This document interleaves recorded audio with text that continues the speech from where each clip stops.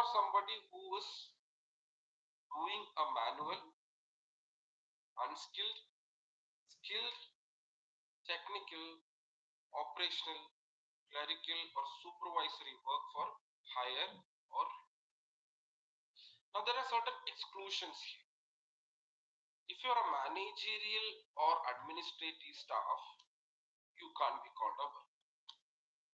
And if you are a supervisory staff, supervisory positions are included in the definition of worker. But if you are somebody who is drawing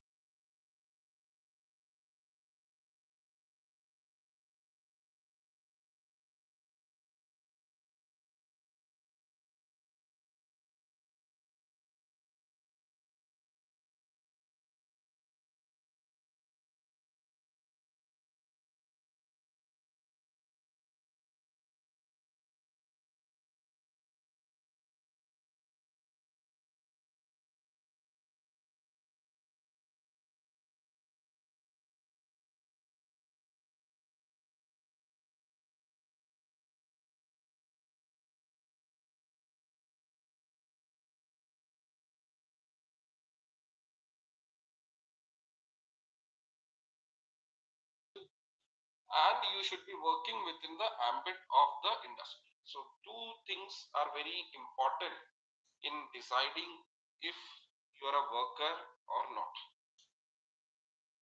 Even though the definition looks very clear, there were a lot of debates over it. For example, the case HR Adyananta versus Sandoz India Limited in 1994 ruled that medical representatives are not workmen under IDA Act.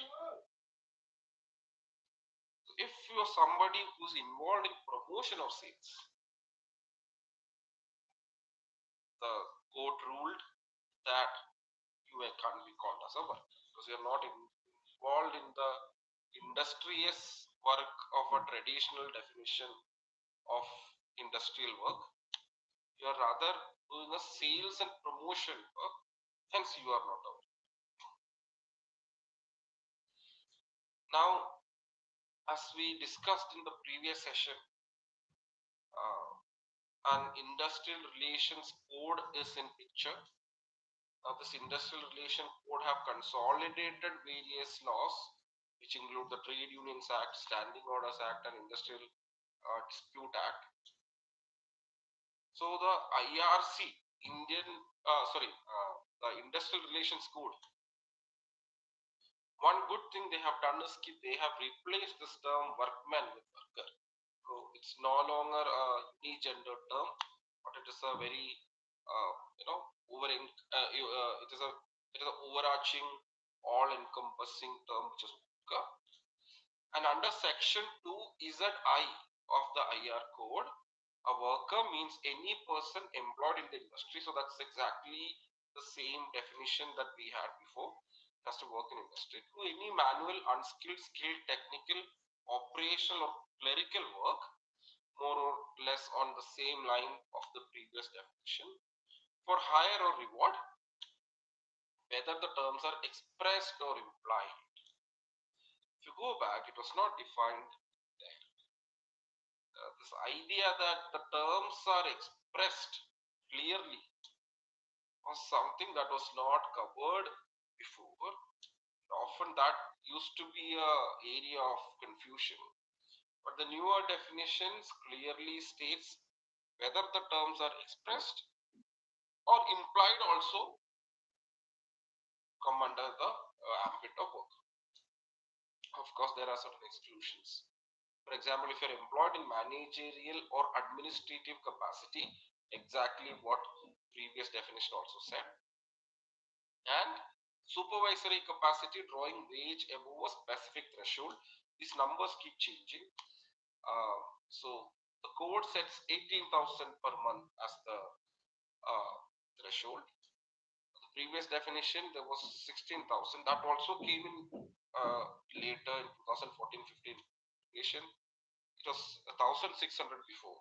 So as the value of money keeps increasing, these rates are revised. Of course, like the previous definition, military, police and prison personnel are also excluded. what has been included apart from the previous one is first working journalist and sales promotion employees.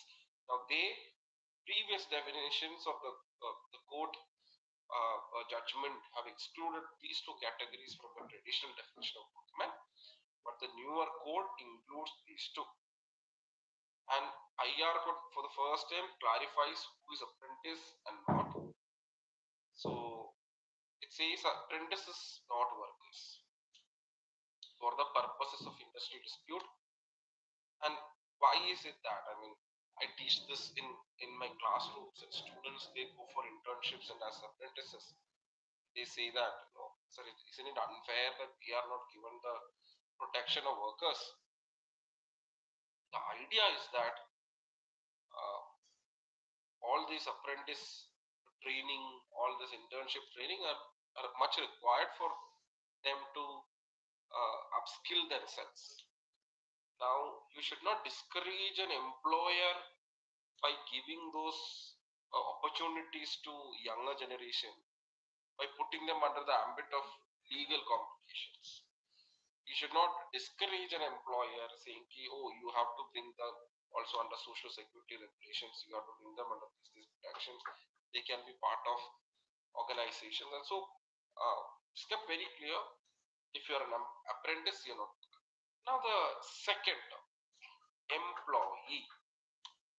Please do understand, an employee and worker, not exactly the same thing. Employee is a larger word, worker is a subset in it. And you're not worker doesn't mean that you're not liable for some of the social security protection or employment protection. So let's see how employee has been defined in the IR.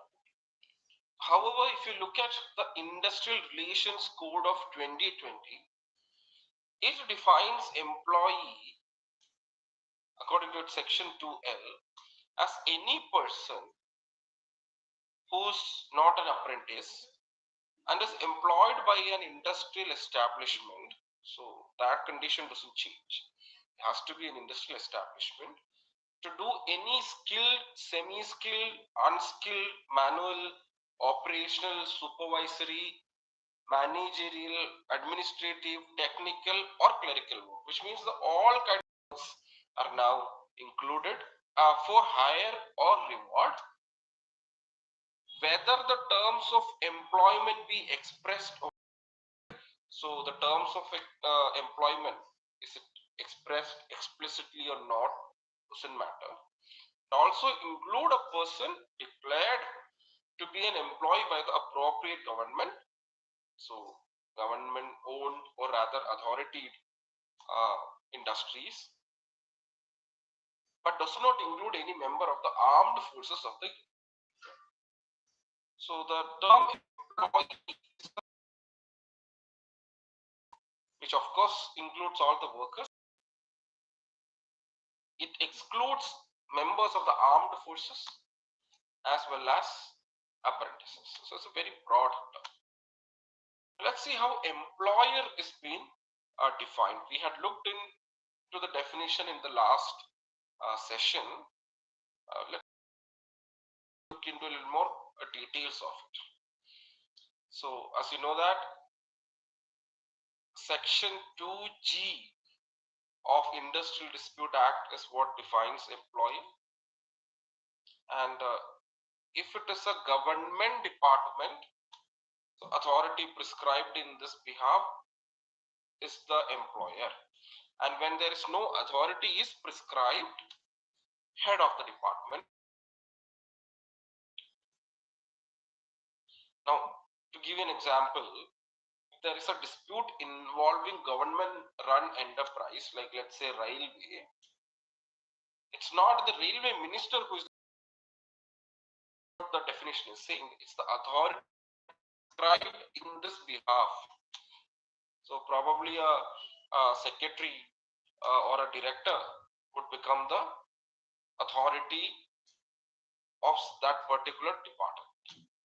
And if there is no proper mention of who is the authority, the head of the department. When it comes to local authorities, The employer is the chief executive officer of the authority, like municipal commissioner or equivalent. Now, when it comes to private enterprises, which is more interesting, the person who has ultimate control over the establishment's affair and where the affairs are entrusted to a manager or managing director, that manager or MD is the employer. So either it's the person who has ultimate control over the establishment's affair, he is the principal employer. Let's say there's a managing director appointed to take care of day-to-day activities. It's the managing director who's the employee. So you cannot go behind the owner when there is a dispute. It has to be the managing director. He is the employee. Certain judicial clarifications in the term employer. If you look at industrial disputes or industrial, so there is employee or worker, there is owner, authority who has control over the establishment, and there is government. So general conditions, these is three parties involved. But what if the primary employer decided to have contract workers through a contractor? I own a hospital. To clean it, I didn't want to directly hire employees, so I have entrusted this with a cleaning solutions company. So they bring in their own employees to clean. I just pay a lump sum amount to the contractor, cleaning contractor, who has taken over this job. Let's say in such a scenario, who is the real employer of that particular employee or worker who has come in to clean or to oversee the cleaning process? Is it me, whose hospital or establishment it is, or is it the contractor? Because at the end of the day, it's the contractor. पता है कौन कौन सी situation चीजें बहुत हो जाती है So this was an issue. It came in Hussain Bhai versus Alat Factory, Relani Union. उसमें ऐसी type The court ruled that the principal employer cannot escape the status of employer.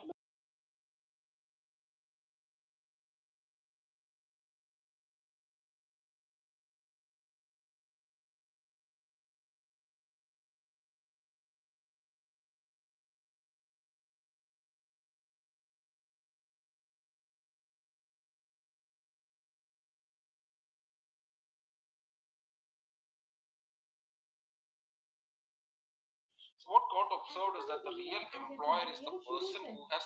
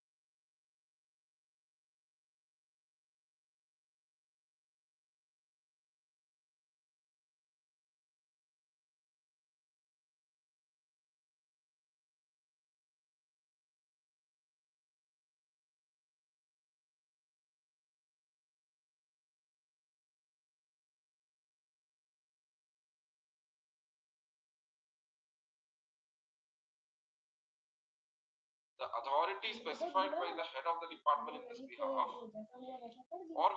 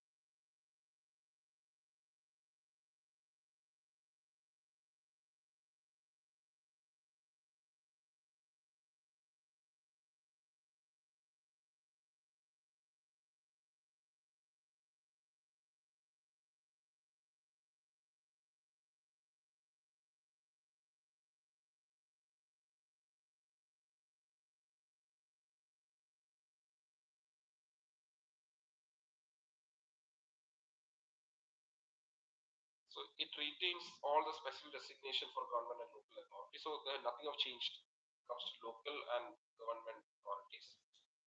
When it comes to factories, it aligns the term with the Factories Act. So it is broadened. So if you go back, you'll see that in relation to an establishment of a factory, the definition falls back to the Factories Act. So that is, and it is also adding a clause which is a legal representative of a deceased member. This was not in the original definition. Now, this has been included to cover certain situations where, let's say, individual proprietor dies during the course of a dispute. There is a legal representative. With that, let me conclude today's session as well as the whole week. Let me conclude. If you look at what we have covered in today's session, we have looked at the definition of some of the key terms such as worker, employer, and employee. If you look at the entire week, what we have covered, we have looked at first how Constitution of India becomes the bedrock for all the labor legislation of the countries. We have looked at some of the key articles of the Constitution of India. We have looked at what are the key articles that empowers various labor law of the country. Then we had looked at how the labor laws of the country have. Which activity was explicitly held not to constitute industry?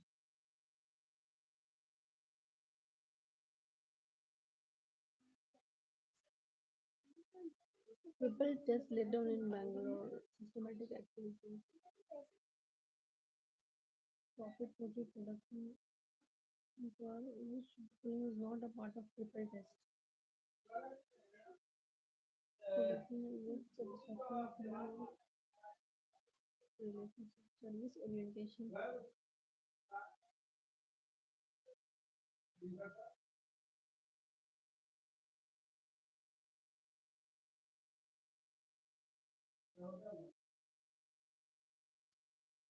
Under the national which category is expressively excluded from the definition of workman?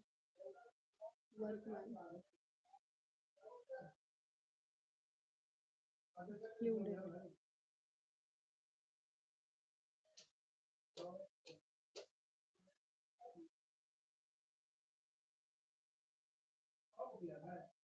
Which of the following is the common to both the ideation and workers in industry common?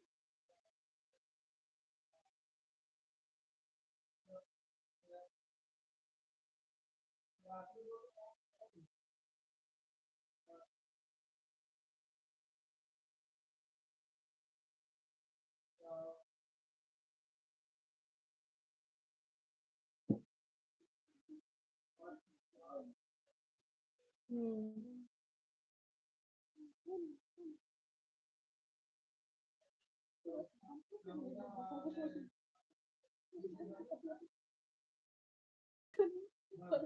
Halwa. Li-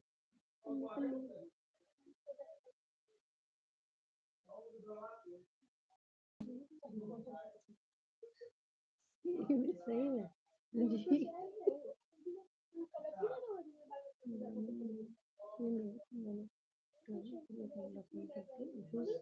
appointment letters and discloses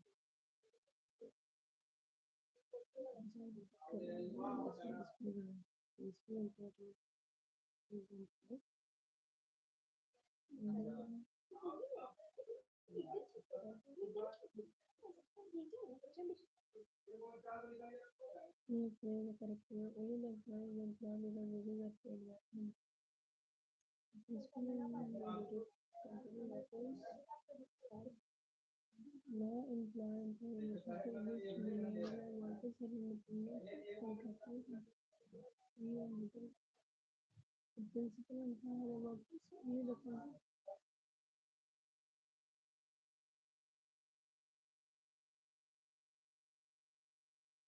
okay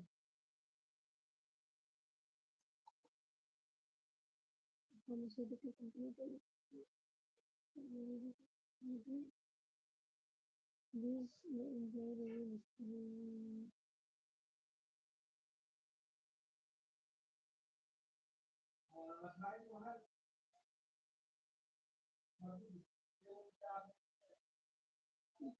पहले तो नहीं था फिर include कर लिया private hospital employ